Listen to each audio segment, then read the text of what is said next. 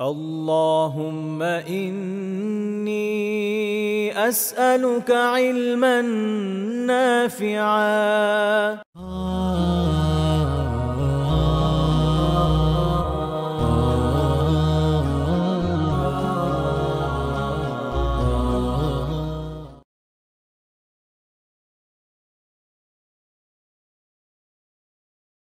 আলহামদুলিল্লাহ সাল্লাতু ওয়াসসালামু আলা রাসূলিল্লাহ মা বাদ। আপনাদের হয়তো খেয়াল আছে যে আমরা সেই বিষয়গুলো নিয়ে আলোচনা করছিলাম যে রাসূলুল্লাহ সাল্লাল্লাহু আলাইহি ওয়াসাল্লাম ঠিক কোন কোন বিষয় আমাদের জন্য অনুসরণীয় আদর্শ, এবং আমি আগেও বলেছি যে আসলে এটা বলা খুব টাফ কোন জায়গায় নন, সব জায়গায়। এবং আমরা সেই বিষয়ে কিছু উদাহরণ দিচ্ছিলাম। আপনাদের হয়তো খেয়াল আছে যে আমরা শুধু ভূমিকা হিসেবে কিছু কথা বলছি, আমি কিন্তু ভূমিকা বলছি অ্যাকচুয়ালি পুরো কোর্সের একটা ভূমিকার মতো। এবং এরপরে আমরা এটার ইন ডেপথ আলাপ আলোচনায় যাবো ইনশাআল্লাহ আজিজ। তো গতদিন বলেছিলাম একটা বিষয় নিয়ে আলোচনা করব, যেটা জন্য যথেষ্ট সময় দরকার, এই জন্য গত দর্শে আমরা এটার আগাইনি। সেটা হচ্ছে যে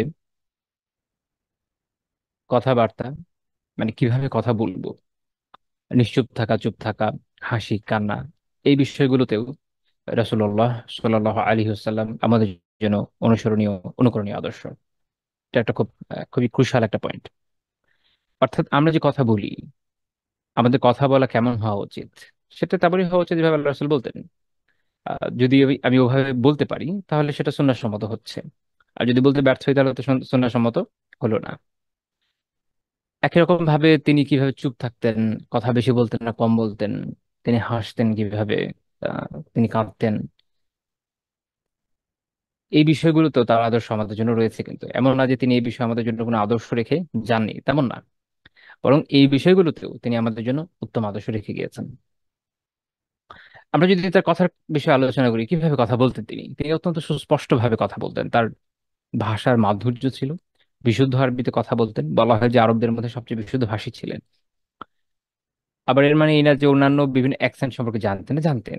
যখন অন্যান্য বিভিন্ন অ্যাকসেন্টে যারা কথা বলে তারা আসতো, তাদের সাথেও তিনি তাদের সাথে তাদের বোঝার ভাষায় কথা বলতে পারতেন এবং বলতেন। কিন্তু তার স্বাভাবিক যে কথোপকথনের ধারা, সেটা ছিল সুস্পষ্ট আরবি, যাতে মানুষ খুব ভালো মতো বোঝে। তিনি এভাবেই কথা বলতেন, থেমে থেমে ধীরে ধীরে, বুঝিয়ে বুঝিয়ে বলতেন। আয়েশা রাদিয়াল্লাহু তাআলা আনহা বর্ণনা করেছেন যে কানে কালাম রাসূলিল্লাহ সাল্লাল্লাহু আলাইহি ওয়াসাল্লাম কালামান ফাসলা।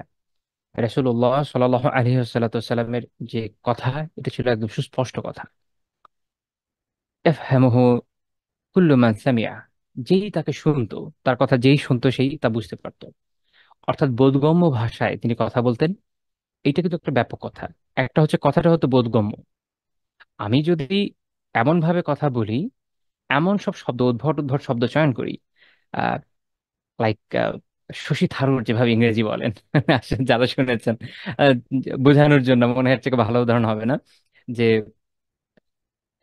একটু বেশি একটু বেশি আপনার ডিকশনারি বেস যদি হয়ে যায় কথা, যেটা আর 10 জন মানুষ একদমই বোঝে না, তো তখন আপনার কথা আপনি কিন্তু কি করছেন, যে আপনার যে মেসেজটা, এটা মানুষের কাছে পৌঁছাতে ব্যর্থ হচ্ছেন। বা এই মুহূর্তে এসে যদি আমি খুব প্রাচীন ধরনের বাংলায় কথা বলি এবং সেই ধরনের শব্দ একটু বেশি চয়ন করি, আহ, যতই শুদ্ধ হোক না কেন, আপনি বুঝতে পারবেন না। কারণ ভাষা তার স্বাভাবিক গতিতে এগিয়ে যায়। আমরা এখন যে ধরনের চলিততে অভ্যস্ত, এই সময়ে এসে আমরা 20 বছর 30 বছর আগের চলিতেও হয়তো অত ভালো বুঝে উঠতে পারবো না, কারণ ভাষা গতিশীল। তো তাহলে একটা হচ্ছে যে আমি যখন শব্দ চয়ন করব, সেটা এমন ভাবে করবো, এমন ভাবে শব্দগুলোকে নিয়ে আসবো, সাজাবো, যেন আপনি আমার কথাটা বোঝেন। আবার আমার এটা চেষ্টা থাকতে হবে যথাসম্ভব আমি যেন বোধগম্য করে উপস্থাপন করতে পারি, যতটুকু সহজ সরল সাবলীল ভাবে পারি উপস্থাপন করতে যেন সক্ষম হই। আরেকটা বিষয় হচ্ছে যে উচ্চারণের স্পষ্টতা, যেন আমি যেন অনেক স্পষ্ট ভাবে বলতে সক্ষম হই এবং বলি, যেন আপনি আমার কথাটা বুঝতে পারেন। আরেকটা হচ্ছে ভাষায় যে সাবলীলতা, জড়তা বিহীন ভাবে কথা বলা। অর্থাৎ উম, শব্দের পর শব্দ আসবে, এলোমেলো হয়ে যাবে না। আর আরেকটা বিষয় হচ্ছে যে আমি যে বাক্যটা তৈরি করব, সেটা অর্থবোধক হওয়া জরুরি। এমন না হোক যে আমি অর্ধেক বলে ছেড়ে দিচ্ছি এবং এরপরে আপনাকে বাকিটা মাথার মধ্যে জোড়া লাগিয়ে দিতে হচ্ছে। আমি বললাম যে কাজেই ভালো কথা বলা, এরপর কি, কাজেই নেক আমল করা, এরপর কি? আমি এই যে অর্ধেক বাক্য, অর্ধেক বলে ছেড়ে দিচ্ছি, এটা না। আমি বলবো, কাজে আমাদের কাজ হচ্ছে ভালো কথা বলা, বা আমাদের জন্য উচিত, আমাদের কর্তব্য হলো ভালো কথা বলা। আমাদের কর্তব্য হচ্ছে আমরা নেক কাজ করব, পূর্ণ বাক্য, বাক্যাংশ নয়। এখানে আমি 3-4টা গুণ বলেছি। আরেকটা হচ্ছে যে আরেকটা পয়েন্ট আমার মাথায় ছিল, আমি এর মধ্যে ভুলে গিয়েছি, এর জন্য দুঃখিত। তো মোটামুটি এই বৈশিষ্ট্যগুলো যখন একটা কথার মধ্যে থাকে, একটা বাক্যে থাকে, বা যে কথা বলছে তার কথার মধ্যে এই বৈশিষ্ট্যগুলো থাকে, তখন শ্রোতার পক্ষে বোঝা সহজ হয়। এবং এই বৈশিষ্ট্যগুলো আপনি আল্লাহ রাসূলের কথার মধ্যে পাবেন। আরেকটা বিশেষত্ব এর মধ্যেও আছে যে তিনি অনেক দীর্ঘ কথা বলতেন না, কথা অল্প বলতেন, যেটা মানুষ সংরক্ষণ করতে পারতো, সংরক্ষণযোগ্য ছিল। আপনি দেখবেন যে আমি এটা পরে আসবো, একটু পরেই আসবো এই বিষয়ে, যে তার কথা হতো অল্প কথায় অত্যন্ত অর্থবোধক। আমরা 100টা কথা বলে সে কথাকে ব্যাখ্যা করতে যাই, এতই অর্থবোধক কথা তিনি বলতেন। আর আমাদের 100টা কথার মান ওই একটা কথার সমান হচ্ছে, তাই না? কারণ আমরা ব্যাখ্যা করছি এত, তারপর অনেক সময় বুঝিয়ে উঠতে পারি না। এটা শ্রোতার, বর্তমান সময়ে যারা শুনছেন বা যারা পড়ছেন, তাদেরও এখনকার সিচুয়েশনটা আমাদের দেখতে হয়। কারণ স্বাভাবিক যে এখন মানুষ এর চেয়ে অনেক বেশি অগভীর কথা শুনে অভ্যস্ত। একটু বেশি গভীর কথা বোঝানো অনেক সময় কষ্টকর হয়ে যায়। এই জন্য এত বড় পোস্ট লেখার পরও দেখা যায় যে অনেকে অনেক প্রশ্ন করেন যে এটার কি বোঝাতে চাচ্ছি এই বিষয়টায়। তখন মনে হয় 2-3 ঘন্টা একটা ভিডিও বানিয়ে ফেলি। আচ্ছা, তো যাই হোক, তো তাহলে এই বৈশিষ্ট্য আল্লাহ রাসূলের ছিল সাল্লাল্লাহু আলাইহি ওয়াসাল্লাম, যে তিনি যখন কথা বলতেন সুস্পষ্ট কথা বলতেন, এবং যে শুনতো সে বুঝতে সক্ষম হতো, অবোধগম্য নয়। আধুনিক সাহিত্যে আমার খেয়াল আছে যে রবীন্দ্র যুগ যখন ছিল তখন তাদের একটা বৈশিষ্ট্য ছিল, যে তারা এত কঠিন ভাবে বলার চেষ্টা করতো যেন মানুষের মাথার উপর দিয়ে যায়। তাহলে মনে করা হতো যে খুব ভালো সাহিত্য রচনা করেছে। এবং বাম সাহিত্যে এটা একটা বৈশিষ্ট্য আছে, যে তারা যখন কবিতা লেখে, তারা যে লেখাগুলো লেখে তার বৈশিষ্ট্য হচ্ছে এরকম যে না, আপনার কিছু বোঝা লাগবে না। যদি কেউই না বোঝে তাহলে এটা খুব ভালো সাহিত্য। কিন্তু আমাদের আমাদের যে দর্শনটা না, একটা ভিন্ন দর্শন। আমাদের জীবন দর্শন তো আল্লাহ রাসূলকে কেন্দ্র করেই। তো এখানে আমরা দেখছি যে আমরা এভাবে বলবো, এভাবে লিখবো যেন একজন বোঝে। যদি অবোধগম্য হয় তাহলে সেটা সুন্নাহ সম্মত হলো না। কাজেই একজন অনুবাদক যখন অনুবাদ করছেন, তার জন্য এটা কর্তব্য, যদি তিনি সুন্নাহ সম্মত ভাবে করতে চান, এখানেও তো একটা কাজ আপনার, যে আপনি এই মেসেজটা পারফেক্টলি পৌঁছে দেবে। যে ও শুধু আপনি বোঝেন আর কেউ বোঝে না, তাহলে হবে না। অনুবাদটা এমন হওয়া জরুরি যেন সবাই বোঝে, যেন এটা সাবলীল হয়। যখন সেটা হবে, তখন বলা যাবে যে এটা একটা সুন্দর, সাবলীল, গুণগত সম্মত অনুবাদ। এবং তখন আমি বলবো যে এটা সুন্নাহর সাথে সাদুজ্যপূর্ণ। তো যাই হোক, যে হাদিসটা উল্লেখ করলাম, এটা ইমাম আবু দাউদ রাহিমাহুল্লাহ তার সুনানে উল্লেখ করেছেন, হাদিস 4839। আর আল্লামা শুআইব আরনাউত রাহিমাহুল্লাহ তাআলা সনদকে হাসান বলেছেন। রাসূলুল্লাহ সাল্লাল্লাহু আলাইহি ওয়াসাল্লাম কথা যখন বলতেন, কখনো কখনো একটা কথাকে 3বারও বলতেন। আনাস রাদিয়াল্লাহু তাআলা আনহু বলছে যে আন্না নাবিয়্যা সাল্লাল্লাহু আলাইহি ওয়াসাল্লাম কানা ইযা তাকাল্লাম বিকালিমাতান আ'আদাহা সালাসান হাত্তা তুফহামা আনহু। তো তিনি বলছেন, যখন রাসূলুল্লাহ সাল্লাল্লাহু আলাইহি ওয়াসাল্লাম কোনো কথা বলতেন, তখন যেন বুঝতে পারে আরেকজন, এই জন্য 3বার পর্যন্ত এটাকে রিপিট করতেন। 3বার পর্যন্ত, এটা সহিহ বুখারীর বর্ণনা। অর্থাৎ এমন হতে পারে যে আমি একটা কথা বললাম, আরেকজন এটা বুঝলো না, তখন আমার কাজ হচ্ছে যে এতে বিরক্ত না হয়ে আমি এটাকে আবার রিপিট করব। আমি আপনাকে বলছি, আপনি শুনছেন, কিন্তু শুনে আপনি বুঝলেন না। আমাকে জিজ্ঞেস করলেন যে আপনি এটা দিয়ে কি বুঝিয়েছেন, বা আমি শুনিনি ঠিক মতো।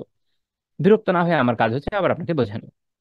কারণ আল্লাহ রাসূল ছিলেন উম্মার শিক্ষক, এবং এখান থেকে প্রত্যেক শিক্ষকেরই শেখার একটা উপাদান রয়েছে, যে শ্রোতা এবং ছাত্র, তারা যদি কোনো কথা না বুঝে, বুঝতে ব্যর্থ হয়, যদি প্রশ্ন করে, আমার কাজ হচ্ছে এটাকে আবার রিপিট করা।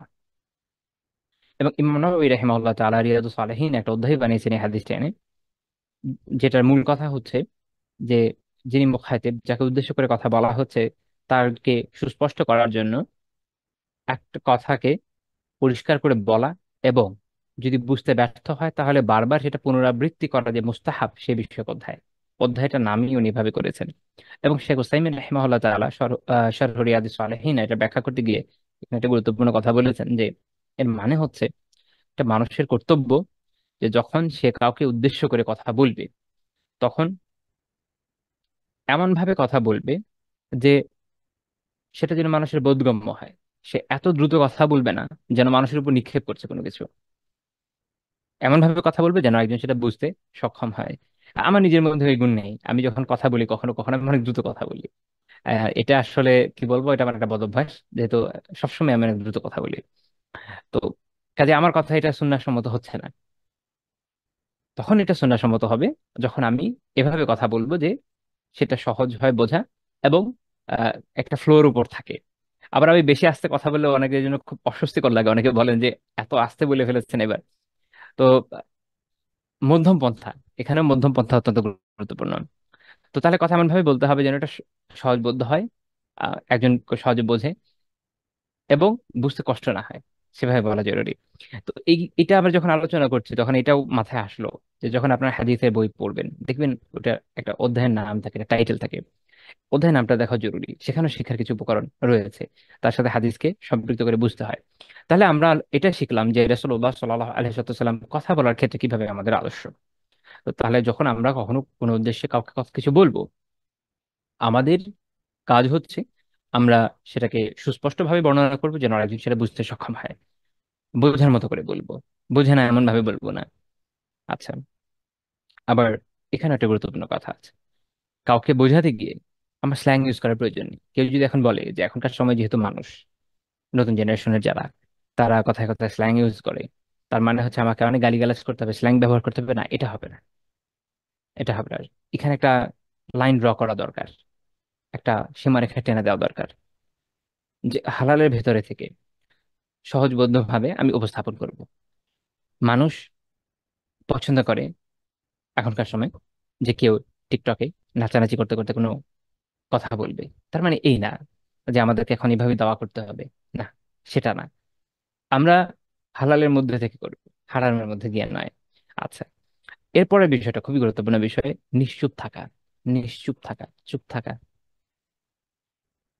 চুপ থাকা এবং তার হাসি, এই দুইটা বিষয়ে আমরা একটা হাদিস থেকে প্রথমে দেখব, তারপর গ্রাজুয়ালি আরো কিছু বিষয় আলোচনা করবো ইনশাআল্লাহ তাআলা। আহ, সিমাক রাহিমাহুল্লাহ তাআলা কিন্তু তিনি বলছেন যে আমি জাবির বিন সামুরা রাদিয়াল্লাহু তাআলা আনহুকে জিজ্ঞেস করলাম যে আপনি কি রাসূলুল্লাহ সাল্লাল্লাহু আলাইহি ওয়াসাল্লামের সাথে বসেছেন? তো তিনি বলেন হ্যাঁ। তো তিনি তখন আল্লাহ রাসূলের বর্ণনা দিচ্ছেন তিনি কেমন ছিলেন। ওয়াকানা তাওয়িলা সামত, তিনি দীর্ঘ সময় চুপ থাকতেন।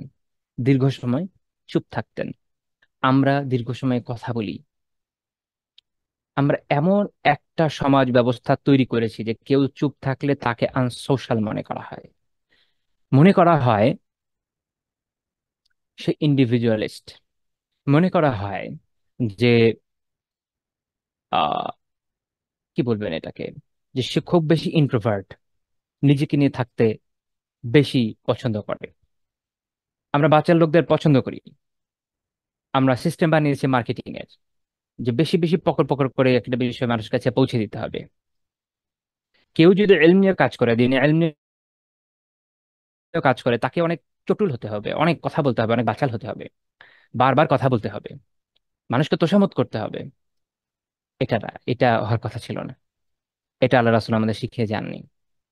তার সুন্নাহ এটাই ছিল যে তয়িল সামত, তিনি অধিকাংশ অনেক দীর্ঘ সময় চুপ থাকতেন। অনেক দীর্ঘ সময় চুপ থাকতেন কেন, এটা নিয়ে আমরা পরে আলোচনা করব। তো তিনি অনেক লম্বা সময় দেখা যেত চুপই থাকতেন। যখন কোনো প্রয়োজন পড়তো, খুব ভালো বিষয় হতো, তখন কথা বলতেন। আর আমরা উল্টো হয়ে গিয়েছি, আমরা কথা বলতে থাকি, আমাদের কথার সময় কোনো হুঁশ জ্ঞান থাকে না। এবং অতি কথন অত্যন্ত ক্ষতিকর। এটা যে ক্ষতিকর এটা শেখ হাসিনার পতন থেকে বুঝে নেন। অতি কথনের ফল কি হয়েছে, বেশি কথা বললে একটু সমস্যা, তো মানুষ অফেন্ডেড হয়ে গেছে এবং এর ফলে একটা বিপ্লব হয়ে গেছে ভাবে। এবং সব বড় বড় স্বৈর শাসকদের যে পতনের ঘটনাগুলো রিসেন্ট সময়ে আমরা যা দেখেছি আমাদের জীবনে, আপনি দেখবেন এই ঘটনা ঘটিয়েছে সবাই। এমন সব কথা বলেছে যে মানুষ অফেন্ডেড হয়ে গেছে এবং বিদ্রোহ করে ফেলেছে। যেন কথা বুঝে শুনে বলা উচিত, অল্প অল্প বলা উচিত। এবং তিনি যখন হাসতেন, হাসতেন কতটুকু, জাবির রাদিয়াল্লাহু তাআলা আনহু বলছেন তিনি ছিলেন কালিল আদ-দিহক, তিনি হাসতেন অল্প, অল্প হাসতেন। وكان أصحابه يذكرون عنده الشعر وأشياء ও আশিয়া আমিন উমরিহিম। সাহাবীরা কখনো কখনো তার সামনে কবিতা আবৃত্তি করতেন। তাহলে বোঝা গেল যে বৈধ কবিতা আবৃত্তি করা বৈধ, যদি কবিতায় অশ্লীল কিছু না থাকে, নাজায়েজ কিছু না থাকে, স্বাভাবিকভাবে কাব্যচর্চার কোনো ক্ষতি নেই। তবে অতি কাব্যচর্চা জিনিসটা ভালো না, মানুষকে বেশি ভাবুক বানিয়ে ফেলে, আহ বাস্তবতা থেকে একটু দূরে সরিয়ে দেয়, এটা একটু খেয়াল রাখা দরকার। তো এমনি যদি আপনি হালাল, মানে যেখানে অশ্লীল কিছু নেই, কাব্যচর্চা করেন বা পড়েন, তা কোনো সমস্যা নাই। সেটা নজরুলের হোক, রবীন্দ্রনাথের হোক, আর ফজলুল আহমেদের হোক। কিন্তু যদি সেখানে খারাপ কিছু থাকে, তাই না, এখনকার সময় যে ধরনের কাব্য যেখানে অনেক অশ্লীল বিষয় থাকে, তাহলে জায়েজ হবে না। আচ্ছা। এবং সাহাবীরা কবিতা উল্লেখ করতেন এবং কখনো কি করতেন, নিজেদের বিভিন্ন ঘটনা উল্লেখ করতেন যেগুলো হয়তো হাস্যরসাত্মক হতো, কারণ মানুষের জীবনে এমন ঘটনা থাকে। তখন আল্লাহ রাসূল হাসতেন, ফায়াদহাকুন ও রুব্বামা তাবাসসাম। তখন তিনি হেসে দিতেন এবং কখনো কখনো মুচকি হাসতেন। তার স্বাভাবিক বৈশিষ্ট্য আসলে ছিল মুচকি হাসা। আমরা যেটা মুচকি হাসি বলি, মুচকি হাসা। আর দেখ হচ্ছে দুই, আরেকটা হাসি হচ্ছে দেখ। দেখ হলো যে আমরা যখন একটা হাসি একটু দাঁতটা একটু বের হয়ে যায়, দেখ। আর আরেকটা আছে, দেহেকের একদম সর্বোচ্চ চূড়া আছে যে আপনার যে আহ, আপনার যে কি বলবো, নাওয়াজিদ, আপনার যে একদম মাড়ির দাঁত, শেষ দাঁত, এটা দেখা যায় কখনো কখনো মানুষ যখন হেসে ফেলে। কিন্তু আল্লাহ রসুল ভাবে হাসলো, সেটা কখনো কখনো হেসেছেন, কিন্তু সেটা অট্ট হাসি না। মানে কি, দাঁত বের হয়েছে কিন্তু সাউন্ড হয় না। অট্ট হাসি যেটা, এটা আরবিকে বলে কহকাহা, আরবিতে বলে কহকাহা। আরবি এটা খুবই সুন্দর ভাষা, যে প্রত্যেকটা বিষয়ের জন্য আলাদা আলাদা শব্দ আছে। তো কহকাহা হচ্ছে, আমাদেরও আছে, এমন না যে একদম নাই, কিন্তু আমরা না শব্দগুলো ভুলে গিয়েছি যে এগুলো আসলে কি মিন করে। যাই হোক, তো অট্ট হাসি, হা হা হা করে হাসা, এটা তিনি হাসতেন না। তো কখনো কখনো তিনি এই দাঁত বের করা যে হাসি, সেটা হাসতেন, কিন্তু অধিকাংশ সময় দাঁত না বের করা যে হাসি, মুচকি হাসি, সেটাই হাসতেন। তো যে হাদিসটা উল্লেখ করলাম, এটা ইমাম আহমদ রাহিমাহুল্লাহ তার মুসনাদে উল্লেখ করেছেন, মুসনাদের 20,810 নম্বর হাদিস। তো এখান থেকে আমরা বুঝলাম যে এটা তার জীবন থেকে আমাদের শিক্ষা, যে আমরা হাসবো, হাসতে তো না করেনি, মুচকি হাসাই ভালো। এবং যদি দাঁত বের করে হাসি, এটাও হারাম না, আল্লাহ রাসূল এটা করেছেন সাল্লাল্লাহু আলাইহি ওয়াসাল্লাম। তবে অধিকাংশ সময় তিনি চুপ থাকতেন। কেন তিনি চুপ থাকতেন? কারণ কল্যাণের বিষয় না হলে কথা কম বলা ভালো। কারণ কল্যাণকর বিষয়ে আপনি কথা বলবেন, সওয়াব হবে, নাকি হবে। অকল্যাণকর বিষয়ে কথা বলবেন, গুনাহের মধ্যে পড়ে যাবেন, কি দরকার। এই কারণে সহিহ বুখারী হাদিসে আছে যে রাসূলুল্লাহ সাল্লাল্লাহু আলাইহি ওয়াসাল্লাম বলেছেন, মান কানা ইউমিনু বিল্লাহি ওয়াল ইয়াউমিল আখির, যে আল্লাহর প্রতি ঈমান রাখে, আল্লাহকে বিশ্বাস করে, আখিরাতের প্রতি বিশ্বাস করে, সেই দিবসের বিচারের প্রতি বিশ্বাস রাখে, সেই জন্য কি করে, ফালিয়াকুল খায়রা, সেজন্য ভালো কথা বলে, কল্যাণকর কথা বলে। তার মানে সে যখন কথা বলবে, সে যেন কল্যাণকর কথাই বলে, অকল্যাণকর কথা না বলে। খায়ের কিন্তু শুধু সদক বা সত্যর কথা, সত্য কথার কথা বলা হয়নি, বলা হয়েছে কল্যাণকর কথা, যেটা বেনিফিট আছে, যেটায় বেনিফিট আছে, উপকার আছে, আপনি কোনো সওয়াব পাবেন, কোনো হক আদায় হবে, কোনো ভালো কাজ হবে। কল্যাণ নাই এমন কথার, এমন ধরনের কথা বলতে উৎসাহিত করা হয়নি, বলা হয়েছে অথবা যদি এমন হয় যে কল্যাণকর কথা আপনি বলছেন না, লিয়াসমত, তাহলে সে যেন চুপ থাকে। তো আপনি যদি হয় ভালো কথা বললেন, কল্যাণকর কথা বললেন, আপনি সওয়াব পাবেন, হাদিসে এই কথা বলা আছে, হাদিসের অনুগমন করার কারণে, অনুসরণ করার কারণে সওয়াব পাবেন। আর এমনি কল্যাণকর কথায় সওয়াব তো আছে। আর যদি আপনার মুখে কল্যাণকর কথা না আসে, চুপ করে বসে থাকে, তাতেও সওয়াব আছে, কারণ হাদিসে এই নির্দেশনা আছে। কাজে যেহেতু হাদিস অনুযায়ী আমল করবেন, এটা আপনার ইবাদত হবে। এটা কি সম্ভব এভাবে থাকা? সম্ভব। আমরা সালাফদের জীবন থেকে দেখব, আমরা দেখবো যে সাহাবীরা এইভাবে জীবন যাপন করেছেন। ইমাম আবু নুআইম রাহিমাহুল্লাহ তাআলা হিলিয়াতুল আউলিয়াতে উল্লেখ করেছেন যে কানা আম্মার ইবনে ইয়াসার, আম্মার বিন ইয়াসার রাদিয়াল্লাহু তাআলা আনহু, প্রসিদ্ধ সাহাবী, তাওয়িল আস-সামত, দীর্ঘ সময় চুপ থাকতেন। দীর্ঘ সময় চুপ থাকার মানে এই না যে আমি বই পড়তে পারবো না, বই পড়ার সমস্যা নেই, বই পড়বেন, মুখস্থ করবেন আউড়ে আড়ে, এটা ভালো, এটা খারাপ না। চুপ থাকা মানে হচ্ছে এই যে অন্যদের সাথে আমরা যে পকর পকর করি, সেটা। এবং অন্যান্য সাহাবীদের বর্ণনা আছে। ইমাম ইবনু ওয়াহাব রাহিমাহুল্লাহ তাআলা তার একটা হাদিসের গ্রন্থ তার জামে,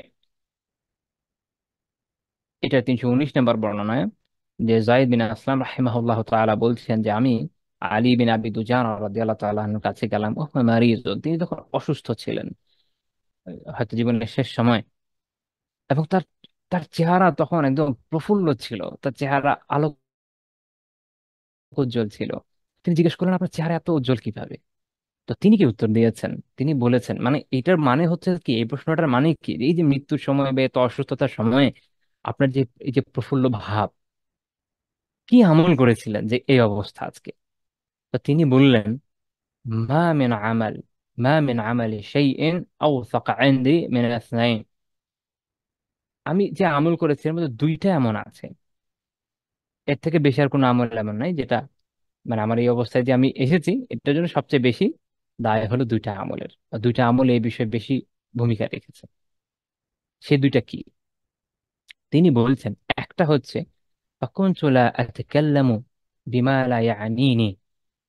আমি এমন কোনো বিষয়ে কথা বলতাম না যেটা আমার জন্য উপকারী নয়, আমার কোনো কাজে আসে না, আমার কোনো কাজে আসে না। অকাজের কথা আমি বলতাম না, যার সাথে আমার কোনো কাজের সম্পৃক্ততা আছে অমন কথাই বলতাম।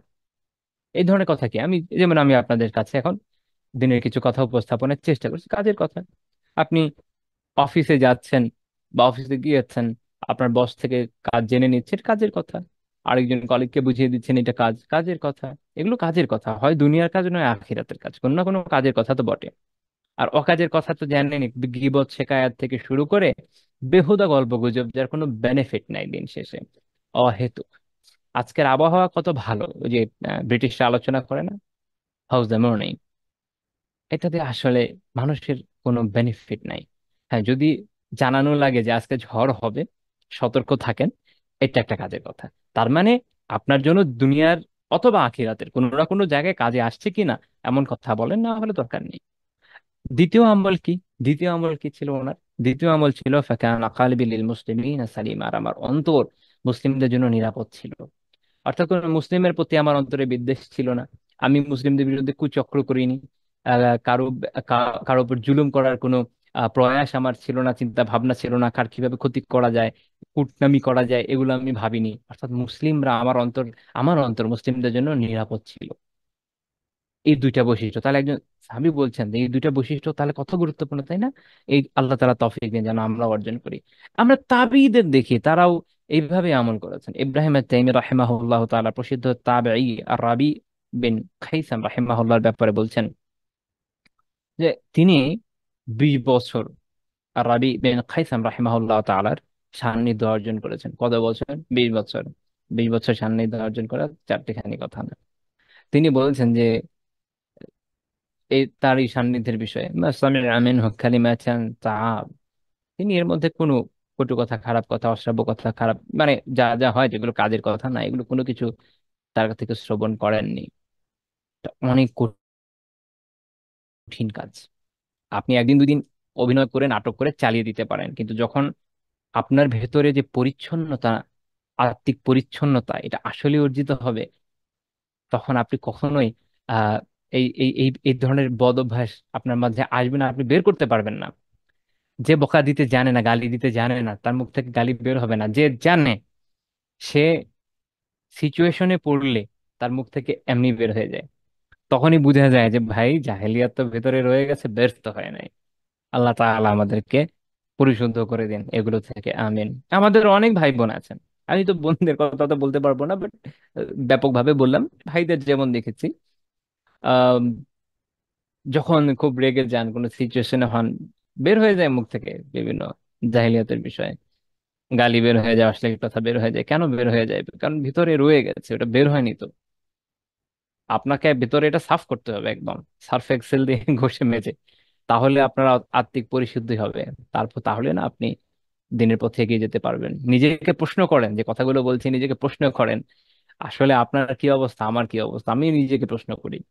তো যে বর্ণনাটা দিয়েছে এটা ইমাম ইয়াকুব বিন সুফিয়ান রাহিমাহুল্লাহর কিতাব আল মাআরিফা ওয়াত তারিখে আছে। ইমাম শাবি রাহিমাহুল্লাহ তাআলা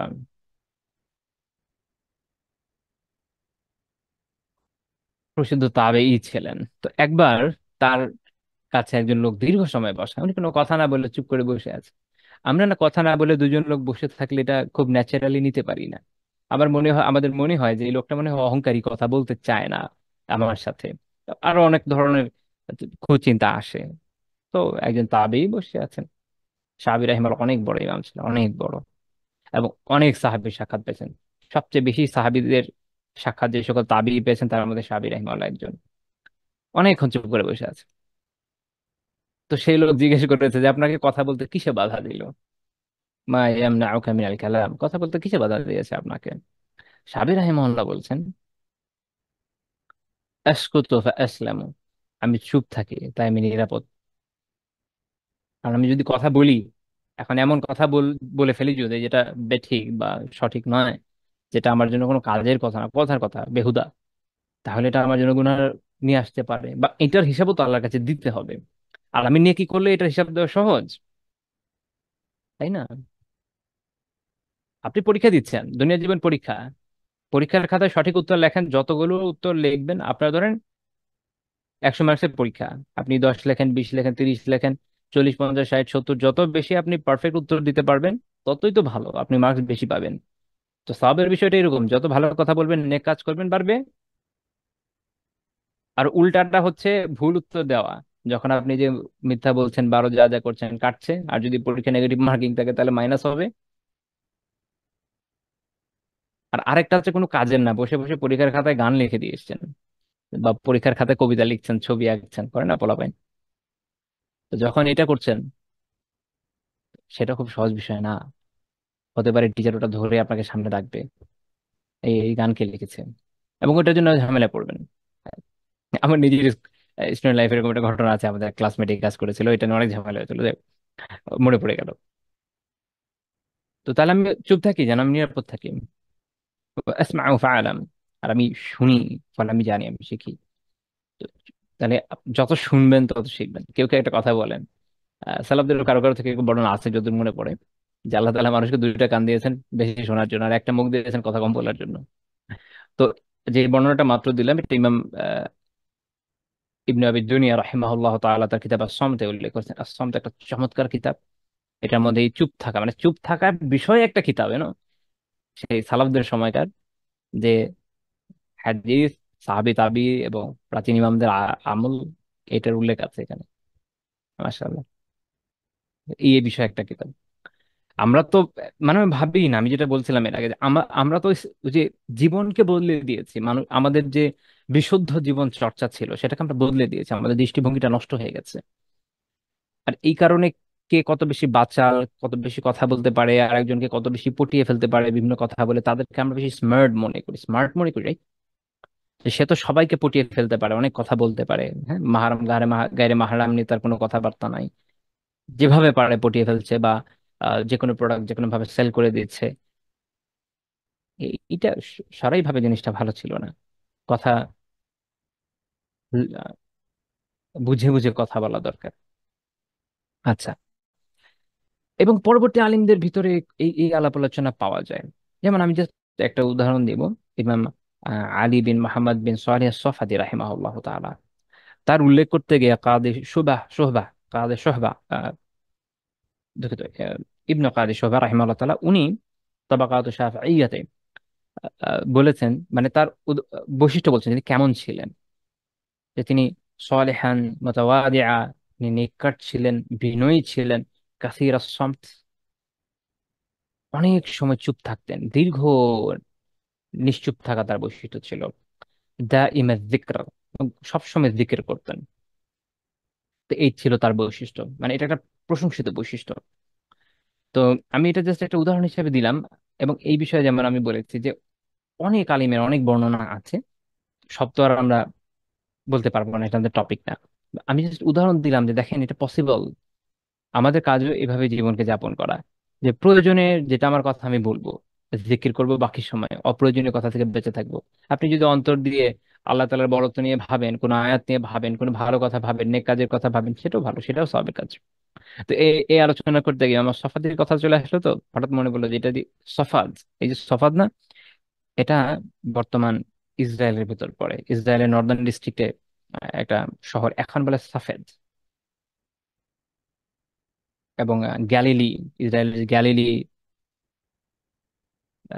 সি অফ গ্যালিলি, সেটার সেই এরিয়াতে এটা সবচেয়ে উঁচু শহর।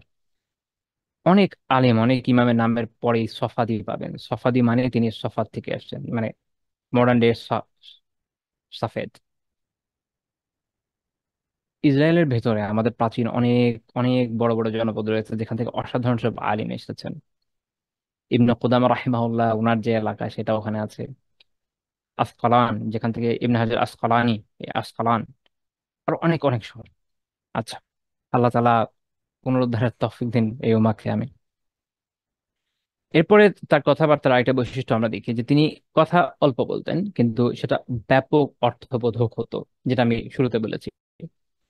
সহিহ বুখারীর 2977 নম্বর হাদিসে আছে, তিনি বলেছেন যে বুইসতু বিজাওয়ামিল কালিম, আমি ব্যাপক অর্থবোধক কথা সহ প্রেরিত হয়েছে।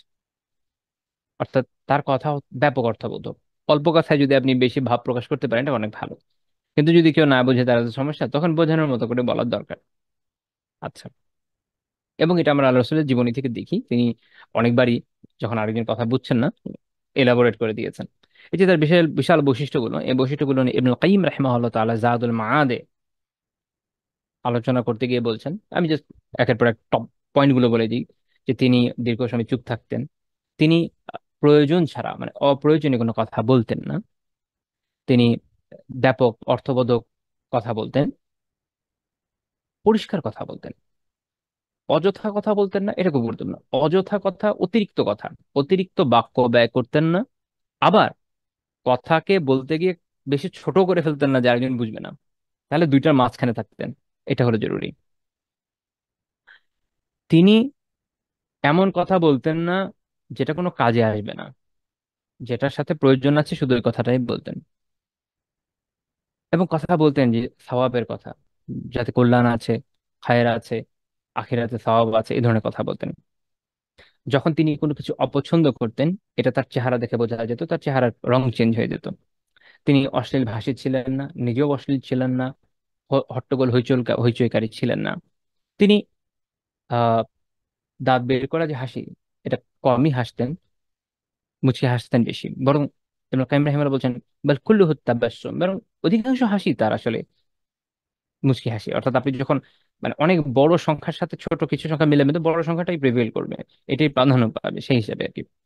যেন কখনো কখনো এরকম হয়েছে যে তিনি এভাবে হেসেছেন, দাঁত বের করে হাসি, এবং সর্বোচ্চ পর্যায়ে যখন তিনি খুব বেশি হেসেছেন, এরকম দু একটা বর্ণনা পাওয়া যায়, তখন তার যে নাওয়াজিস, তার যে একদম মাড়ির দাঁত, শেষে যে দাঁত, এটা বের হয়ে গেছে, কিন্তু শব্দ করে না। আচ্ছা, এখন আমরা যদি তার কান্নার বর্ণনায় আসি, কান্নায় তো তিনি আদর্শ, কান্নায় তিনি আদর্শ। তার কান্না দেখেন, জাওয়াদুল মাআদ থেকে আমি সংক্ষেপে বলি। ইবনুল কাইয়িম রাহিমাহুল্লাহ বলছেন যে তিনি কখনো কোনো উম্মতের জন্য রহমত স্বরূপ কাঁদতেন, উম্মতের জন্য রহমত স্বরূপ কাঁদতেন, যেন আল্লাহ তাআলা উম্মতের প্রতি দয়া করে। উম্মতের উপরে যে আযাব, তার ভয়ে কাঁদতেন কখনো কখনো, আল্লাহ যেন উম্মতকে মাফ করে দেয়, তাদের প্রতি ভালোবাসায়। কখনো কখনো তিনি আল্লাহ তাআলার খাশিয়া, আল্লাহ তাআলার ভীতির কারণেও কাঁদতেন, আল্লাহর ভয়ে, আল্লাহ তাআলাকে ভয় পেয়ে। কখনো কখনো তিনি কোরআন তিলাওয়াত শুনে কাঁদতেন, কখনো কখনো নিজে তেলাওয়াত করেও কাঁদতেন। যখন তার ছেলে, তার সন্তান ইব্রাহিম মারা গেলেন, তখনও তিনি কেঁদেছেন রহমত স্বরূপ। এবং এটা তিনি বলেছেন যে তেদমাউল আইন ওয়া ইয়াহজানুল কলব ওয়া লা নাকুল ইল্লা মা ইউরদি রাব্বানা। অত্যন্ত ব্যাপক একটা মেসেজ, একটা শিক্ষা এখানে আছে। তিনি তার সন্তানকে, তার যখন মারা গিয়েছে ইব্রাহিম রাদিয়াল্লাহু তাআলা আনহু, তখন তিনি কি বলছেন যে চোখ অশ্রু সিক্ত হয়েছে, অন্তর ব্যথায় ক্লিষ্ট হয়েছে, কিন্তু ওয়ালা নাকুলু ইল্লা মা ইউরদি রাব্বানা, কিন্তু আমাদের রব যা পছন্দ করেন, যাতে সন্তুষ্ট হন, আমরা শুধু ওই কথাই বলবো। দেখেন, এরকম বিপদে নিজের সন্তান বলে, এটা বলা হয় যে বাবার কাঁধে সন্তানের লাশ, এটা আহ, সবচেয়ে বেদনাদায়ক বিষয়। আর যেহেতু ইব্রাহিম ছোট ছিলেন, তাহলে তিনি আল্লাহ রাসূলের কোলেই ছিলেন ওই সময়, তাহলে এটা আরো বেশি কষ্টের, আরো বেশি বেদনার। কিন্তু এতটুকু হাহুতাশ না, আল্লাহ তাআলা যে ফায়সালা, তাতে সন্তোষ পোষণ, উম্মার জন্য যুগ যুগের জন্য উদাহরণ স্থাপন করে গিয়েছেন। বলছেন যে আমরা এমন কিছু বলবো না যে আল্লাহ তাআলার সন্তোষের বাইরে, আল্লাহ তাআলা যাতে সন্তুষ্ট হন এমন কথাই বলবো। তিনি বলছেন ওয়া ইন্না বিকা ইয়া ইব্রাহিম লামাহজুনুন, হে ইব্রাহিম, তোমার বিচ্ছেদ বেদনায় আমরা ব্যথাতুর। আল্লাহর উপর ভরসা রাখছেন, খুবই গুরুত্বপূর্ণ। যখন তার একজন কন্যার যান কবজ করা হয়, সেটার উপস্থিতিতেও তিনি কেঁদেছেন। ইবনে মাসউদ রাদিয়াল্লাহু তাআলা আনহু সূরাতুন নিসা তিলাওয়াত করছেন একদিন, যখন তিনি এখানে এসেছেন। ফাকাইফা ইযা জি'না মিন কুল্লি উম্মাহ বিশাহীদিন ওয়া জি'না বিকা আলা হাউলাই শাহীদা। সেদিন কেমন হবে, যেদিন প্রত্যেক উম্মার জন্য একজন সাক্ষ্য হাজির করা হবে, এবং এদের উপরে আপনাকে সাক্ষ্য হিসেবে উপস্থাপন করা হবে। এই যে একটা ভার, এই যে দায়িত্ব, তিনি কেঁদে দিয়েছেন। কোরআন তাকে আলোড়িত করতো, আমাদের তো অন্তর পাথর হয়ে গেছে, পড়ি এদিক দিয়ে শুনি ওদিক দিয়ে বের হয়ে যায়। আল্লাহ তাআলা আমাদের অবস্থা শুধরে দিন। যখন ওসমান বিন মাযউন রাদিয়াল্লাহু তাআলা আনহু মারা গেলেন, তিনি সেদিনও কেঁদেছেন। তো আমরা যদি মনে করি যে না, কেউ মরে গেলে কান্নাকাটি করা ভালো না, এটা ভুল কথা। আল্লাহ রাসূল কেঁদেছেন তো, তার কন্যার মৃত্যুতে কেঁদেছেন, তার সন্তানের মৃত্যুতে, ছেলের মৃত্যুতে কেঁদেছেন, অন্য একজন সাহাবীর মৃত্যুতেও কেঁদেছেন। সূর্যগ্রহণ ছিল একদিন, তখন তিনি সলাত আদায় করার সময় তখনও কেঁদেছেন, আল্লাহর ভয়ে, আল্লাহর আযাবের ভয়ে। কারণ আপনারা জানেন যে এই যে গ্রহণগুলো হয়, তখন আসলে মহাজাগতিক ক্ষেত্রে একটা বিশাল বড় একটা আলোড়নের বিষয়, একটা একটা রিস্ক থাকে, যেটা আমরা এখন সাইন্টিফিক্যাল স্টাডির কারণে জানতে পারি। যে ওই সময় তো আর আমাদের জানা সম্ভব ছিল না, সাধারণ মানুষের পক্ষে ছিল না, কিন্তু যেহেতু তিনি আল্লাহ রাসূল, তিনি অনেক কিছু জানতেন। তো তিনি কেঁদেছেন ভয়ে যে আল্লাহ না ধ্বংস করে দেন।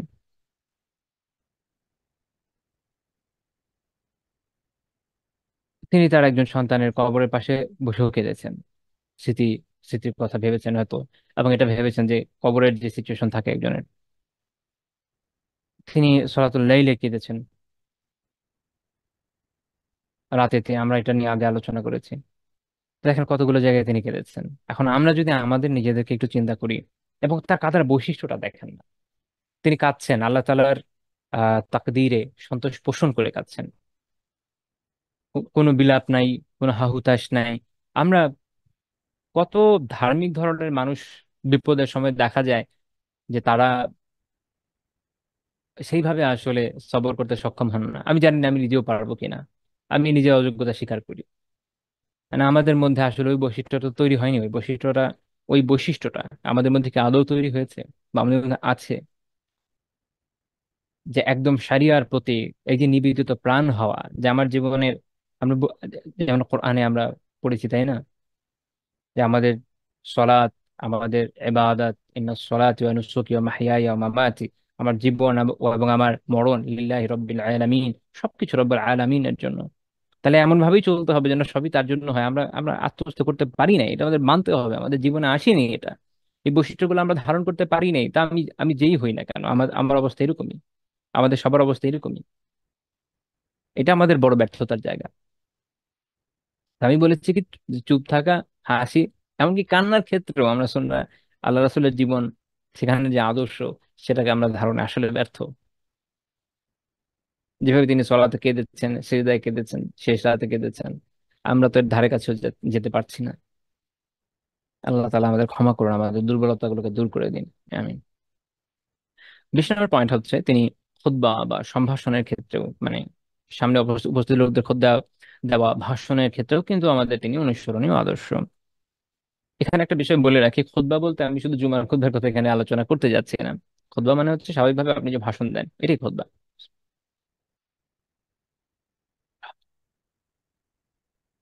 তো এই যে কথা বলা, লোকের সামনে ভাষণ দেওয়া, এই ক্ষেত্রেও তার সুন্নাহ রয়েছে, তার আদর্শ রয়েছে। ইবনুল কাইয়্যিম রাহিমাহুল্লাহ জাযাতুল মাআদ আলোচনা যেটা করেছেন, সেই অনুযায়ী বলছি যে রাসূলুল্লাহ সাল্লাল্লাহু আলাইহি ওয়াসাল্লাম কখনো জমিনে খুতবা দিয়েছেন, কখনো মিম্বরে খুতবা দিয়েছেন। জুমার খুতবা যেমন মিম্বরে দিয়েছেন, জুমা ছাড়া অন্যান্য সময়ও ভাষণ দিয়েছেন মিম্বরে, যেন যেন সবাই দেখতে পায়, উঁচু উঁচু জায়গা যেহেতু হয়। তিনি কখনো কখনো চতুষ্পদ বিভিন্ন জন্তুর উপরে চড়েও ভাষণ দিয়েছেন, উটের উপরে ভাষণ দিয়েছেন, উটনির উপরে ভাষণ দিয়েছেন। এবং তিনি যখন ভাষণ দিতেন, বর্ণনায় এসেছে বিভিন্ন, যে তার চোখ অনেক সময় এরকম হতো কি একদম লাল হয়ে যেত, এবং তার স্বর অনেক উচ্চ হয়ে যেত, এবং মানে অত্যন্ত ক্রোধান্বিত লাগতো তাকে। যেন তিনি একটা সেনা দলকে সতর্ক করছেন। মানে আহ, সৈন্যদেরকে জেনারেলরা যখন উদ্দীপক ভাষণ দেয় বা সেনাপতিরা যখন উদ্দীপক ভাষণ দেয়, অত্যন্ত কড়া ভাষণ দেয়। দেখা যায় যে এক একজন টকবক করে ফুটে উত্তেজনায়, এর ফলে পুরো ফোর্স উদ্বেলিত হয়ে ওঠে। তো এইভাবে আগেকার সময় সেনাবাহিনীকে ভাষণ দেওয়া হতো, এখনো মেবি দেয়। তো অনেক এটার সাথে তুলনা করা হয়েছে যে অনেকটা যেন এমন ভাবে তিনি ভাষণ দিতেন, তার ভাষণে বৈশিষ্ট্য ছিল এরকম। আমরা তো ধরেই নিয়েছি যে একজন যদি লোক আলিম হয় বা তলিবে ইলম হয়, যাই হোক না কেন, তাকে ভাষণ দিতে হবে মিন মিন করে, খ্রিস্টান পাদ্রীদের মতো। দ্যাটস নট রাইট, এরকম না। একটা হচ্ছে স্বাভাবিকভাবে আমি আপনার সাথে কথাবার্তা বলছি, দার্স দিচ্ছি, এটা একটা বিষয়। কিন্তু যখন আমি ভাষণ দিব, মানুষকে উদ্দীপ্ত করব, তখন আমি যদি আওয়াজ উঁচু করি, মানুষের কাছে ঠিকমতো পৌঁছাতে সক্ষম হই, মানুষকে উদ্দীপ্ত করতে পারি, সেটা বরং সুন্নাহর সাথে অধিক নিকটবর্তী। তো এটার জন্য খারাপ মনে করার কোনো কারণ নাই। এটা আমাদের এই চিন্তাধারার যে একটা নষ্ট হয়ে গেছে, ওটা ঠিক করতে হবে। আচ্ছা। এবং তিনি খুতবা শুরু করতেন আল্লাহ তাআলার হামদে, আল্লাহ তাআলার প্রশংসা দিয়ে। এবং অনেক ফুকাহা এরকম বলেছেন যে তিনি আহ, যে ইস্তিসকার সলাত, বৃষ্টি প্রার্থনার যে সলা, সেটার যে খুতবা, সেখানে তিনি ইস্তিগফার দিয়ে শুরু করতেন। আহ দুই ঈদের যে খুতবা, সেটা তাকবীর দিয়ে শুরু করতেন। এরকম কিছু কথাও সুন্নাহ, এরকম কিছু কথা বিভিন্ন ফকিগণ বলেছেন। তবে ইবনুল কাইয়িম রাহিমাহুল্লাহ বলছেন যে এটা আসলে একদম এরকম না যে এটি শুধু সুন্নাহ, বরং এর খেলাফও আছে, এর বিপরীতে পাওয়া যায়। বরং এটাই এটাই বাস্তবতা যে তিনি তিনি বলছেন, ইবনুল কাইয়িম বলছেন যে ওয়াহুয়া ওয়াহুয়া ইফতিতাহ জামিউল খুতাবি বিল হামদি লিল্লাহি, তিনি সকল খুতবা আল্লাহ তাআলার হামদ, আল্লাহ তাআলার প্রশংসা দিয়ে শুরু করতেন। এবং এটা শাইখুল ইসলাম ইবনে তাইমিয়া রাহিমাহুল্লাহ তাআলা এই মতটাকে প্রাধান্য দিয়েছেন, এবং ইমাম আহমদ রাহিমাহুল্লাহর তিনটা মতের মধ্যে এটা একটা, যে সকল কথা শুরুতে। কারণ আমরা এর আগে হাদিস, আমার মনে নেই আমি আপনাদের সাথে আলোচনা করেছি কিনা, একটা হাদিস আছে বিষয় যে এই বিষয়ে আর কি গুরুত্ব দেয় যে শুরুটা যেন বিসমিল্লাহ বলে, দুঃখিত, শুরুটা যেন আল্লাহ তাআলার হামদ, আল্লাহ তাআলার প্রশংসা দিয়ে করা হয়। তো এটাকে ব্যাপকভাবে ধরা হয়েছে। তো তো সেই হিসেবে যে কোনো বর্ণনা, যে কোনো খুতবা যখন আমরা দিই, শুরুতে আল্লাহ তাআলার প্রশংসা করাই বাঞ্ছনীয়। এবং এটা আমরা অন্যান্য বর্ণনাতেও পাই। যেমন ও আরেকটা বিষয় হচ্ছে তিনি দাঁড়িয়ে দিতেন। তিনি এই এই এই যে খুতবা দিতেন, ভাষণ দিতেন, কিভাবে দিতেন? দাঁড়িয়ে দিতেন। আতা রাহিমাহুল্লাহ তাআলা তার একটা মুরসাল বর্ণনা করেছেন এরকম, যে আন্নাহু কানা সাল্লাল্লাহু আলাইহি ওয়াসাল্লাম ইযা সাইদা আল মিম্বার আকবালা বিওয়াজহি আলা নাস সুম্মা ক্বাল আসসালামু আলাইকুম। তিনি যখন মিম্বারে উঠতেন, মানুষের মুখোমুখি হতেন, প্রথমেই সালাম দিতেন। তাহলে এটা আমরা জানলাম যে এরকম উঠে প্রথম কাজ হচ্ছে কি সালাম দেওয়া। ইমাম শাআবী রাহিমাহুল্লাহ তাআলা বলছেন যে কানা আবু বকর ওয়া উমর ইয়াফআলানি যালিক, আবু বকর এবং ওমর রাদিয়াল্লাহু তাআলা আনহুমা ওনারা ওইভাবেই আমল করতেন। তাহলে এটা খোলাফারও আমরা দেখছি যে তাদের সুন্নাহ। তিনি কি নিয়ে আলোচনা করতেন? যখন আলোচনা করতেন সেটা যদি আমরা দেখি, তিনি শুধুমাত্র ফজিলত নিয়ে আলোচনা করতেন না, যেটা আমাদের অনেক অনেক ক্ষেত্রে এখন একটা ট্রেডিশন হয়ে গেছে। এটাও একটা বিষয়, কিন্তু তিনি অনেক বিষয় নিয়ে আলোচনা করতেন, পুরো দিনের আলোচনায় তো উঠে আসতো, তাই না? তিনি কি আল্লাহ তাআলার প্রশংসা করতেন, আল্লাহ তাআলা হামদ এবং সানা পাঠ করতেন। তারপরে কি করতেন? তারপর তিনি ইসলামের যে বিভিন্ন নিয়ম নীতি, এগুলো শেখাতেন। ইবনে কাইয়িম বলছেন কি, ওয়া তাআলিমি কওয়াইদিল ইসলাম, ইসলামের যে বিভিন্ন নিয়ম কানুন, নিয়ম নীতি, মূলনীতি, এগুলো শিখিয়ে দিতেন। ওয়া যিকরিল জান্নাতি ওয়ান নার ওয়াল মাআদ, জান্নাত জাহান্নাম এবং প্রতিষ্ঠিত যে বিষয়গুলো রয়েছে, এগুলো সম্পর্কে তিনি জানাতেন, শেখাতেন। আমরা তো অনেক সময় আলোচনায় হারিয়ে ফেলি, তাই না? এবং ওয়ালি আমর বিত্তাকওয়াল্লাহ, আল্লাহ তাআলার তাকওয়া সম্পর্কে মানুষকে শেখাতেন, জানাতেন যে কিভাবে আপনি আল্লাহ তাআলার তাকওয়া অর্জন করবেন, তাকওয়া আসলে কি, কোন কোন বিষয়ের মাধ্যমে তাকওয়া অর্জিত হয়, বা কোন কাজটা করলে এটা আসলে তাকওয়া, সেটাও তো বোঝা দরকার। তো সেই বিষয় নিয়ে আলোচনা করতেন। এবং জানাতেন যে কি বিষয়, কোন কাজটা করলে আল্লাহ তাআলা ক্ষুব্ধ হন, রাগান্বিত হন, কোন কাজটা করলে আল্লাহ তাআলা সন্তুষ্ট হন, এটা তিনি জানিয়ে দিতেন। তো এইভাবে বলতে গেলে পুরো দিনই তার আলাপ আলোচনায় উঠে আসতো। তো এখান থেকে আমরা বুঝি যে মিম্বরের দায়িত্ব অত্যন্ত গুরুত্বপূর্ণ। এবং এই দায়িত্ব এতই গুরুত্বপূর্ণ যেখানে আপনাকে পুরো দিনেরই প্রতিনিধিত্ব করতে হয়। দিনের একটা দুইটা পার্ট শুধু উল্লেখ করা না, একটা দুইটা পার্ট শুধু উল্লেখ করে ছেড়ে দেওয়া যাবে না, বরং পুরো দিনকেই মানুষের সামনে উপস্থাপন করতে হবে। এটা হলো একটা দায়িত্ব, যেটা সম্পর্কে অবশ্যই আমরা জিজ্ঞাসিত হব। আল্লাহ তাআলা আমাদেরকে সঠিকভাবে দায়িত্ব পালনের তৌফিক দিন, আমিন। এরপরে আমরা 21 নম্বর পয়েন্টে যাব, মুআমালাত বা লেনদেনের ক্ষেত্রে। লেনদেন, আমরা যে পারস্পরিক লেনদেন করি না, এখানে তো আমরা শেষ হয়ে গেছি। এইখানে তো আমাদের 12টা বেজে গেছে পুরো জাতিরই, এই অন্তত আমাদের অঞ্চলে যে অবস্থা আর কি। তো এইখানেও তার দিয়ে যাওয়া আদর্শ আমাদের জন্য রয়েছে, যে এটা এটা আমাদের অনুসরণীয়। ইবনুল কাইয়িম রাহিমাহুল্লাহ জাদুল মাআদে বলছেন যে রাসূলুল্লাহ সাল্লাল্লাহু আলাইহি ওয়াসাল্লাম নিজে যেমন ব্যবসা করেছেন, বিক্রি করেছেন, কিনেছেন। তো রিসালাত এর দায়িত্ব পাওয়ার পরে তিনি আর ব্যবসা নিজে সেভাবে করেন নাই, কিনেছেন, অনেক জিনিস কিনেছেন, আবার কখনো কখনো অন্যের জন্য কিছু কিছু বিক্রিও করে দিয়েছেন। এর ফলে আমরা ওই বিষয়ক আদর্শও জানতে সক্ষম হই। তো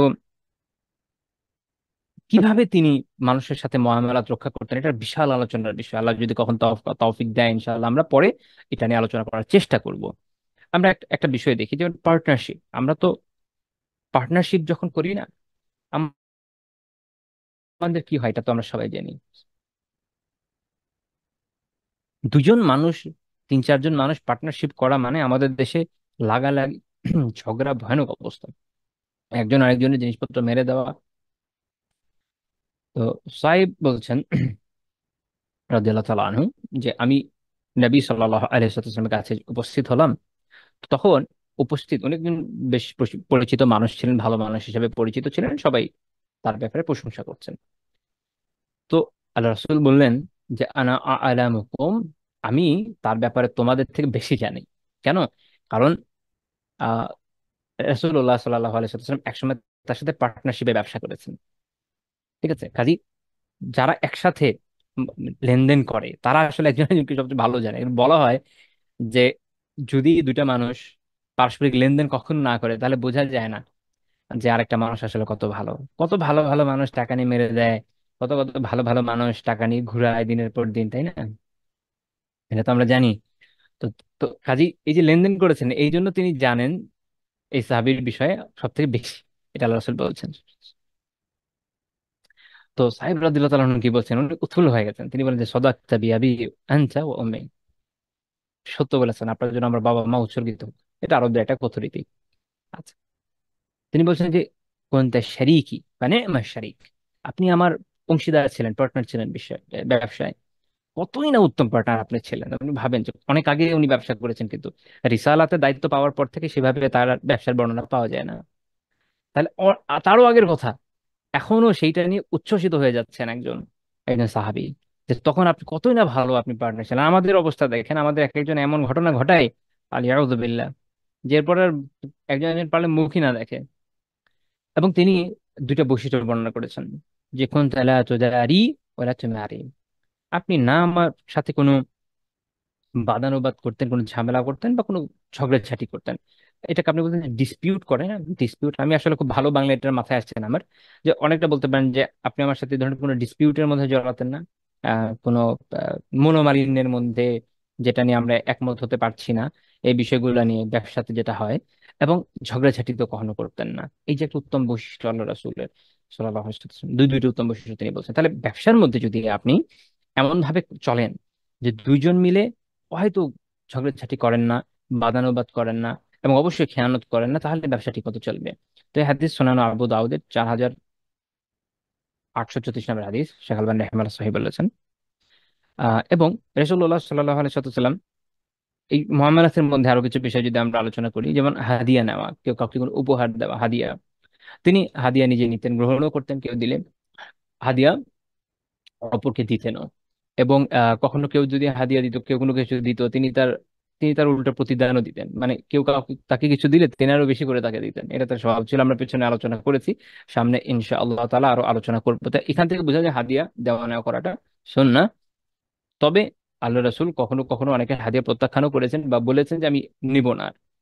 এর কিছু কজ আছে এটা, অর্থাৎ ওইগুলো থেকে আমরা একসময় দেখবো, আমরা সামনে এটা নিয়ে আলোচনা করবো, তাতে বোঝা যাবে যে কখনো কখনো বিরত থাকাও ভালো। যেমন আমাদের সালাফরা অনেক সময় বিরত থাকতেন, কারণ মানুষ হাদিয়া দিয়ে কখনো খোঁটা দেয়, কখনো আহ, আসলে বুঝতে পারে না সে কি কাজ করছে।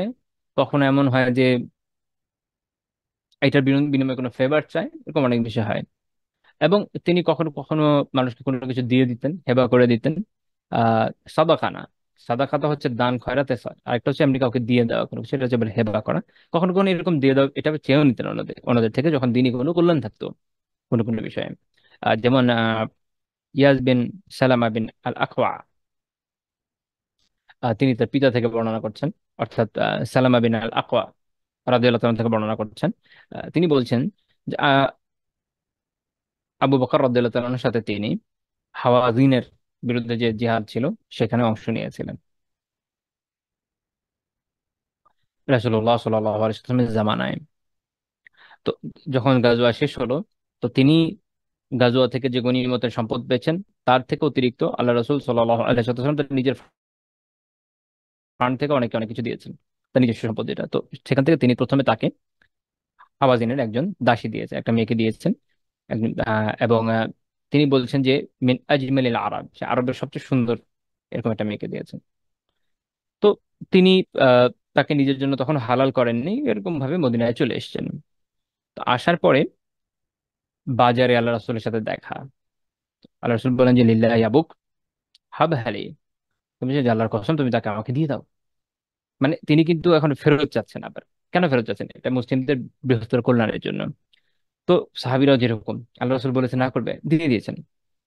তো তখন রাসূলুল্লাহ সাল্লাল্লাহু আলাইহি ওয়াসাল্লাম বন্দি মুক্তির জন্য তাকে ব্যবহার করলেন, অর্থাৎ তাকে মক্কাতে যারা বন্দি ছিল এমন বন্দির মুক্তির জন্য তাকে মুক্তিপণ হিসেবে পাঠিয়ে দিলেন এই দাসীকে, এবং এর বিনিময়ে মুসলিমকে মুক্ত করলেন। এখানে আমরা মুসলিম মুক্তির গুরুত্বটা দেখি। একজন মুসলিম জেলে পড়ে থাকবে, আমরা হা করে বসে থাকবে, এটা হতে পারে না। আমাদের যদি সামর্থ্য থাকে, আমাদের জন্য কর্তব্য হচ্ছে আমরা একজন মুসলিমকে মুক্ত করার চেষ্টা করব। আমাদের তো এই কর্তব্য বোধই নেই। আচ্ছা, আপনি আল্লাহ রসুলের জীবন থেকে শিক্ষা নেন যে তারা কতটা বেচেন থাকতেন। একজন মুসলমান জেনে কেন থাকবে বা অন্যদের কাছে আটক কেন থাকবে? তো এই বর্ণনাটা সুনান ইবনে মাজার 2846 নম্বর হাদিস। এর সনদ শোয়েব আনদ রাহিমাহুল্লাহ জাইদ বলেছেন, অর্থাৎ সহির কাছাকাছি। আচ্ছা, তো এইখানে আমরা একটা বিষয় দেখলাম যে তিনি যেমন অন্যকে দিয়েছেন, আবার প্রয়োজনের জন্য তিনি কল্যাণের জন্য আবার কখনো কখনো নিয়েছেন। আচ্ছা, আরেকটা বিষয় নিয়ে আমরা একটু আলোচনা করবো আজকে, তার ঋণ পরিশোধের ক্ষেত্রে। মানে আমরা যখন বলছি যে মুআমালাতের বিষয় আসবে, তখন ঋণ পরিশোধের আলোচনা আসবে না, আমরা তো ঋণ নিয়ে ঋণ পরিশোধ করি। রাসূলুল্লাহ সাল্লাল্লাহু আলাইহি ওয়াসাল্লাম যখন কারো কাছ থেকে ঋণ নিতেন, তো তখন এটা যখন পরিশোধ করতেন, খালি পরিশোধ করতেন না, তার জন্য দোয়া করতেন। সুনান ইবনে মাজার 2424 নম্বর হাদিসে পাবেন, এটা সহিহ সনদ এসেছে। তো তিনি দোয়া করতেন যে বারাকাল্লাহু লাক ফি আহলিকা ওয়া মালিক, যে আল্লাহ তাআলা তোমার পরিবার পরিজনে তোমার সম্পদে বরকত দান করুন। ইন্নামা জাযাউ সালাফিল ওয়াফাউ ওয়াল হামদ, যে এই যে ঋণ, এটার প্রতিদান হচ্ছে এটাকে ঠিকমতো পরিশোধ করা এবং প্রশংসা করা। আমাদের তো অবস্থা উল্টা। মানে মনে করেন আমি ঋণ নিয়েছি, আমার অবস্থান একটা অপরাধীর মধ্যে, তাই না? আমি খালি পালিয়ে পালিয়ে বেড়াবো, দিব না, এরকম তো না আসলে। আমার উপর একটা দায় আছে, এটাকে আমাকে শোধ করতে হবে। ঋণ এমন একটা জিনিস যেটার জন্য শহীদের রোজ ঝুলে থাকে, আমি কোথাকার কে? তা আমাদের কাজ হচ্ছে যে নিজ দায়িত্বে টাকা জোগাড় করে, যার থেকে ঋণ নিয়েছি সুন্দর করে তাকে পৌঁছে দেয়, ভাই এই নেন আপনার টাকা। দেরি হলে তার কাছ থেকে সময় চেয়ে নেওয়া। যে ঋণ দিয়েছে তারও কর্তব্য যে আচ্ছা ঠিক আছে, পারছেন না, সময়টা একটু বাড়িয়ে দিই যদি আমার পক্ষে সম্ভব হয়, ইত্যাদি। উম, খুব প্যাথেটিক বিষয় হচ্ছে যে মানুষকে কোনো ধরনের সুদ ছাড়া বিনা সুদে লোন দিলে মানুষ সেটা শোধ করার নাম নেয় না। যার বিপরীত দিকে এনজিও থেকে, ব্যাংক থেকে সুদে লোন নিলে তার টেনশনের অন্ত নাই।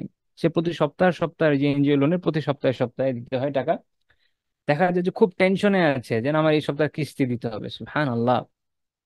মানে আপনি এই আল্লাহর সাথে এবং আল্লাহ রাসূলের সাথে যুদ্ধ ঘোষণা করে খুব টেন্স যে আমি প্রত্যেক সপ্তাহে যুদ্ধটা কিভাবে চালাই নেব। কিন্তু কারো কাছ থেকে আমি লোন পেয়েছি কোনো ধরনের কোনো সুদ ছাড়া, তাই না? যে আল্লাহর জন্য আমাকে লোন দিয়েছে, সে আমাকে বাতি দিয়েও খুঁজে পায় না, আমার কোনো খবরই থাকে না, আমি একদম বেমালুম গাফ করে ফেলি। মুশকিল তো এখানে। এটা তো আমাদের সমাজের চিত্র তো এটাই। এর থেকে ভালো তো না। এই কারণে মানুষ এখন কর্জে হাসানা দিতে চায় না। একবার এক ভাইয়ের সাথে কথা হচ্ছিল, ওনারা একটা প্রজেক্ট নিয়েছিলেন একসময় কর্জে হাসানার, বিভিন্ন মানুষকে দিতেন। উনি বলতেন যে ভাই টাকা আসে না, ভালো একটা অ্যামাউন্ট দিয়েছেন, টাকা আসে না, মানুষ মেরে দেয়। খুবই প্যাথেটিক, খুবই প্যাথেটিক। তাহলে আপনি কিভাবে আশা করেন? আমাদের সমাজটা তো আমরা এইভাবেই পচিয়ে ফেলেছি। অথচ কর্তব্য কত বেশি, ঠিক মতো সেই লোককে বের করে আমার দায়িত্ব আমি খুঁজে বের করবো যে কার কার টাকা আমি দিব। এটা তার কাজে না যে সে আমাকে ডেইলি খুঁজবে আমি কোথায় আছি না আছি, ফোন দিয়ে দিয়ে খোঁজ নিতে হবে, এমন না। তো যাই হোক, আল্লাহ তালা আমাদেরকে সুযোগ দিন, আমিন। তিনি ওয়াকফ করতেন। ইবনুল কাইয়িম রাহিমাহুল্লাহ বর্ণনা করছেন জাদুল মাআদে যে তিনি, তার এক টুকরো জমি ছিল, তিনি এটা সাদাকার জন্য ওয়াকফ করেছিলেন আল্লাহর রাস্তায়। তিনি ভালো কাজের সুপারিশ করতেন। আমরা পরে এগুলো নিয়ে বিস্তারিত দেখবো, এখন শুধু টপিক বলে যাচ্ছি। তিনি সুপারিশ করতেন, এমন ভালো কাজের সুপারিশ করা উত্তম বিষয়, এটা সওয়াব আছে। আবার কেউ সুপারিশ করলে ভালো কাজই কবুল করতেন। এখন কাউকে তিনি সুপারিশ করেছেন, সে যদি একসেপ্ট না করতে, এটার জন্য তিনি ক্ষুব্ধ হতেন না। যেমন বারিরা রাদিয়াল্লাহু তাআলা আনহা, দাসী ছিলেন তাদের, তাকে, আয়েশা রাদিয়াল্লাহু তাআলার দাসী ছিলেন, আমার যতদূর খেয়াল আছে। তাকে তিনি তার স্বামী মুগিস এর কাছে ফেরত যাওয়ার জন্য আল্লাহ রাসূল সুপারিশ করেছিলেন, কিন্তু তিনি রাজি হননি। এতে আল্লাহ রাসূল মোটেও রাগান্বিত হন নাই। আমরা যদি সুপারিশ না মানি তাহলে তো সর্বনাশ, আমার আমার কথা ফিরিয়ে দিয়েছে, তাই না? ইবনুল কাইয়িম বলছেন যে ফালাম ইয়াগদাব আলাইহা, তিনি তিনি বারী রাদিয়াল্লাহু তাআলার প্রতি মোটেও রাগান্বিত হয় নাই, ওয়ালা আতাব, তাকে তিরস্কার করেন নাই। সিম্পল। আচ্ছা, মানেনি মানেনি। ইবনুল কাইয়িম এই জন্য বলছেন ওয়া হুয়াল উসওয়াতুল ওয়া হুয়াল উসওয়া ওয়াল কুদওয়া, তিনি হচ্ছেন এই জন্য তো আমাদের জন্য অনুসরণীয় অনুকরণীয় আদর্শ। তো এই জন্যই তিনি, আমার কথা একটু ভেঙে ভেঙে আসছে, আহ গলা ভাঙা এই যে তাই এই জন্য একটু দুঃখ প্রকাশ করছি, কারণ অনেকক্ষণ কথা বলার পরে শেষের দিকে গিয়ে দেখা যায় সাউন্ড অনেক ধীরে বের হয়, দুঃখিত, অনেক আস্তে বের হয়। তারপর আরো একটু আলোচনা করতে চাচ্ছি। আমার আসলে টার্গেট ছিল অনেক বেশি, আর সামান্য দূর যাওয়ার চেষ্টা করব। আপনাদের ধৈর্যের বা যদি ভেঙে গিয়ে থাকে আমি এই জন্য দুঃখিত। আচ্ছা, মুআমালাতুল মধ্যে কসমের বিষয় আসে, আমরা অনেক সময় অনেক বেশি কসম খাই। রাসূলুল্লাহ সাল্লাল্লাহু আলাইহি সাল্লামের বিভিন্ন হাদিস থেকে জানা যায় যে তিনি 80টা জায়গায়, ইবনুল কাইয়িম রাহিমাহুল্লাহ উল্লেখ করেছেন তিনি 80 জায়গায় এরকম কসম খেয়েছেন। 3 জায়গায় আল্লাহ তাআলা তাকে কসমের কথা বলেছেন যে কসম খাও। এবং তিনি কখনো কখনো ভেঙে ফেলতেন এবং এর কাফারাও দিতেন। অর্থাৎ এটা তার ছিল জীবন আদর্শ। যখন কোনো উত্তম বিষয় পেতেন যে আমি এই কসমটা রক্ষা করলে এই উত্তম বিষয় ছুটে যাচ্ছে, তখন তিনি এটা ভেঙে ফেলতেন। এবং অন্যান্য বিষয় যদি আমরা দেখি যে তার আরো কি কি সুন্দর বৈশিষ্ট্য ছিল, তিনি অসুস্থ রোগীকে দেখতে যেতেন, তিনি জানাজায় শরীক হতেন, কেউ দাওয়াত দিলে তিনি তাতে অংশ নিতেন। তিনি সাধারণ দরিদ্র, যে সাধারণ বিধবা মিসকিন দুর্বল লোকজন, তাদের সাথে চলতেন, তাদের সমস্যার সমাধান করতেন, তাদের প্রয়োজনগুলোকে পূরণ করে দিতেন। তিনি বিভিন্ন প্রশংসা সূচক যে শের আছে এগুলো শুনেছেন, এবং এর পুরস্কার দিয়েছেন, যে আল্লাহ তাআলার প্রশংসা করে অনেকে সাহাবীদের মধ্যে যারা কবিতা রচনা করেছেন সেটার কথা বলা হচ্ছে। তো তিনি তিনি কখনো কখনো মজাও করতেন, কিন্তু এই জন্য মিথ্যা বলতেন না। আমরা কখনো ইনশাল্লাহ এটা নিয়ে আলোচনা করব। তিনি দৌড় প্রতিযোগিতা করেছেন, তিনি কুস্তি লড়েছেন, তিনি নিজের হাতে জুতা সেলাই করেছেন, জামায় তালি লাগিয়েছেন, এগুলোকে ছোট কাজ মনে করেননি। তিনি বালতি মেরামত করেছেন, ছাগলের দুধ দহন করেছেন, এটা আমরা আলোচনা করেছি, তাও নিজের না আরেকজনের জন্য। তারপরে তিনি কাপড় কেচেছেন, তিনি পরিবারের সেবাও করেছেন। আহ, মসজিদ নির্মাণ, যখন মদিনার মসজিদ নির্মিত হয়, তিনি সাহাবীদের সাথে ইট বহন করেছেন। আমরা দেখেছি যে, বা আমরা জানি যে যখন খন্দকের যুদ্ধ হয়, অন্যান্য অন্যান্য সাহাবীদের সাথে তিনিও মাটি বহন করেছেন। এই যে ডাউন টু দা আর্থ তার মেন্টালিটি, এখন পর্যন্ত শুধু আজকের দর্শে আমরা যতটুকু বিষয় নিয়ে আলোচনা করলাম, যেই যেই বৈশিষ্ট্য আলোচনা করলাম, আমি মাঝে মাঝে বলেছি, আগেও বলেছি, এখন আবারও বলি, এই বৈশিষ্ট্য আপনি দুনিয়ার কোন মানুষটার মধ্যে পান বলেন তো? আমাদের অনেক আলিমরা বলতেন যে ইসলামের বড় নিদর্শন আল্লাহ রাসূল নিজে। ইসলামের বড় নিদর্শন রাসূলুল্লাহ সাল্লাল্লাহু আলাইহি ওয়াসাল্লাম নিজে। তার জীবন যদি কেউ দেখে, তার ব্যক্তিত্ব যদি কেউ দেখে, তার সম্পর্কে যদি সঠিকভাবে কেউ জানে, আর তার মস্তিষ্ক যদি সুস্থ স্বাভাবিক হয়, তার বিবেক যদি মরে গিয়ে না থাকে, অবশ্যই সে ইসলাম গ্রহণে বাধ্য, শুধু এই ব্যক্তির জন্য। এমন মানুষ, এমন মানুষও হয় না, আর এমন মানুষ কোনো মিথ্যা কথা বলতেও পারে না। তো আল্লাহ তাআলা তৌফিক দিলে আগামী দিন ইনশা আল্লাহ তাআলা আমরা এর পরের টপিক থেকে আবার আলোচনা শুরু করব। আজকে আমাদের আলোচনা এই পর্যন্তই থাকছে। সুবহানাকাল্লাহুম্মা বিহামদিকা লা ইলাহা ইল্লা আনতা আস্তাগফিরুকা ওয়া আতুবু ইলাইক।